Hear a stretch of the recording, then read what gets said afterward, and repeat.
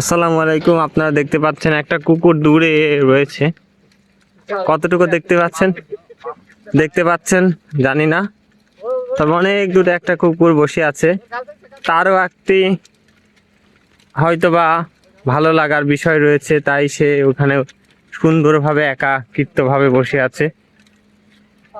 এই যে ব্যাপারটা দেখুন, আসলেই কিন্তু সে একাকিত্বভাবে বসে আছে।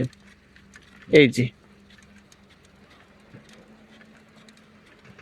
একদম ধুধু প্রান্তর মরুভূমিতে সে একা বসে আছে।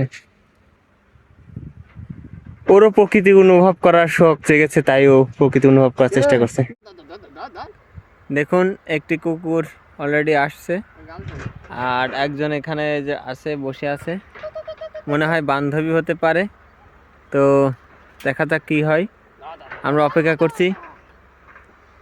এই যে দৌড় দৌড় দৌড় দৌড় দৌড় দৌড় দৌড় মিল্কা দৌড়, ভাগ মিল্কা ভাগ ভাগ ভাগ ভাগ মিল্কা ভাগ ভাগ মিল্কা ভাগ। ও খুব শান্তিতে শুয়েছিল, কিন্তু আসলে ওকে শান্তিতে কেউ দিল না।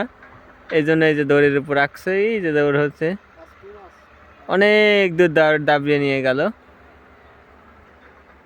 তো এই হচ্ছে বিষয়। অনেক ক্ষেত্রে যখন কিছু কিছু মানুষ থাকে আমাদের ক্ষেত্রে, যারা আমরা শান্তিতে থাকলে পারে তাদের ভাল লাগে না, আশেপাশে ঘোরা শুরু করে এবং আমরা তাদের পিছনে দৌড় দেওয়া শুরু করি।